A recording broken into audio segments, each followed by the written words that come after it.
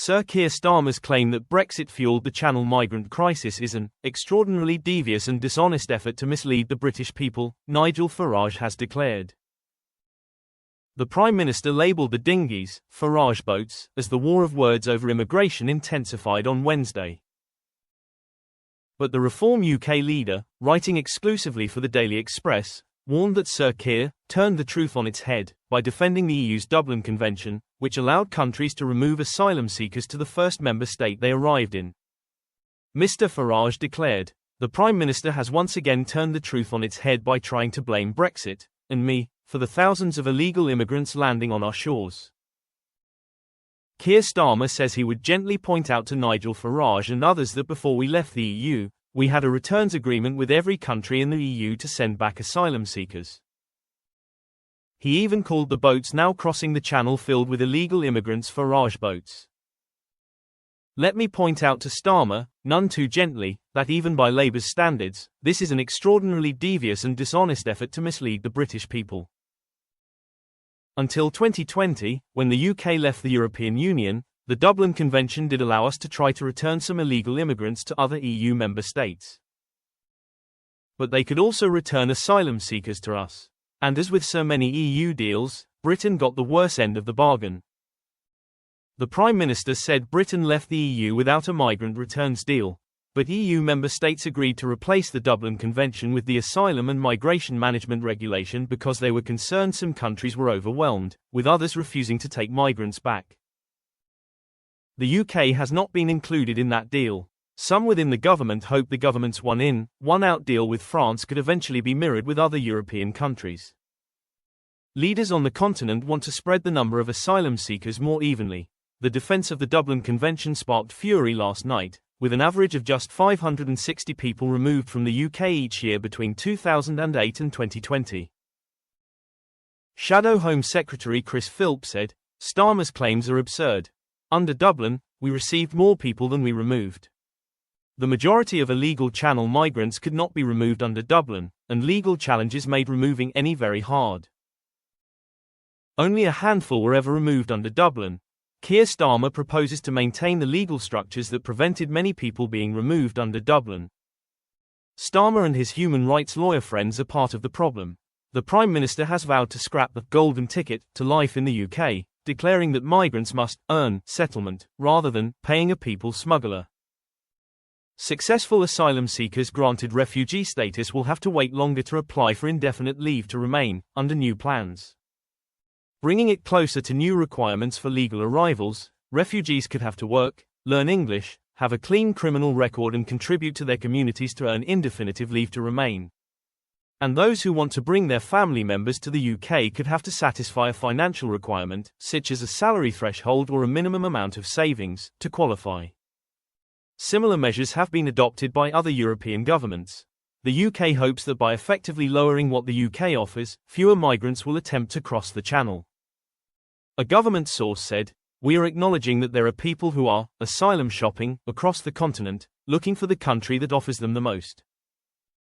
We have been criticised in this country for being too generous, creating a pull factor. Today, the government is showing that we get it, that we have been overly generous, and that we will reduce the pull factors that see thousands attempting small boat crossings." Home Secretary Shabana Mahmood is expected to confirm the requirements in the coming weeks. New reforms could see successful asylum seekers being told to wait longer to apply for indefinite leave to remain. Refugees will also be stripped of their automatic rights to bring family members to the UK. Under previous rules, asylum seekers could include the names of their partners and children on their applications. If they were granted protection, the dependents could live in the UK for the same length of time as the person seeking refuge. But they could be made to wait longer or told to meet a financial requirement to ensure they can pay their way, without relying on benefits, if they want to bring their family members over. The Prime Minister wants to only give refugees core protections to prevent migrants asylum shopping. Migrants could also be barred from getting ILR if their home country has become safer since they were granted refugee status. Because refugee status typically lasts for 5 years before people are expected to apply for ILR, they could be returned to their home country if it is safe. Downing Street said the changes will bring an end to the unfair system that sees those crossing the channel in a small boat having greater rights to settlement and family reunion than those who arrive through proper legal routes and even British citizens. Prime Minister Keir Starmer said, "The rights offered to those who come here in a small boat, or overstay their visa, and are granted asylum are far more generous than what we offer to those who follow the rules and come here legally. Automatically bringing your family here, getting settlement after just 5 years. It's an incentive to make that perilous journey, and undermine our border in the process. It shouldn't be controversial that if you want to come to the UK, you should contribute to our society. That is the tolerant and fair approach to migration that our communities are built on, but the current system is not fit for purpose. That is why we're making fundamental changes to what those granted asylum are afforded in the UK. Settlement must be earned by contributing to our country, not by paying a people smuggler to cross the channel in a boat.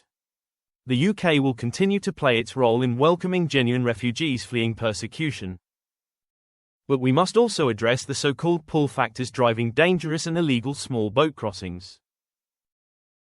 There will be no golden ticket to settling in the UK, people will have to earn it. The Prime Minister is desperately trying to seize the initiative on immigration from Mr. Farage, as concerns over migrant hotels and the Channel's small boats crisis intensified following a record-breaking first 8 months of the year. It has led to a bitter battle between Sir Keir and Mr. Farage, which culminated in the Labour leader branding his rival the enemy and launching an attack over small boats. Mr. Farage hit back by accusing the PM of inciting violence against him and reform politicians. The Prime Minister also sensationally admitted that his one-in, one-out deal with Emmanuel Macron had been a flop so far. More than 34,000 migrants have crossed the Channel this year, while just 6 have been removed to France. Sir Keir told GB News, "Well, the returns agreement with France is important because we need to establish that if you come by boat, you will be returned to France. I accept the numbers are low. We had to prove the concept and prove that it could work. We've now done that, but now we need to ramp that up." I would gently point out to Nigel Farage and others that before we left the EU, we had a returns agreement with every country in the EU. And he told the country it will make no difference if we left. Well, he was wrong about that. These are Farage boats in many senses, that are coming across the Channel. Only 6 small boat migrants have been sent from the UK back to France, including an Afghan and a Somali who were sent to the continent on Thursday morning, while 11,866 people have made the crossing in a small boat from France to the UK.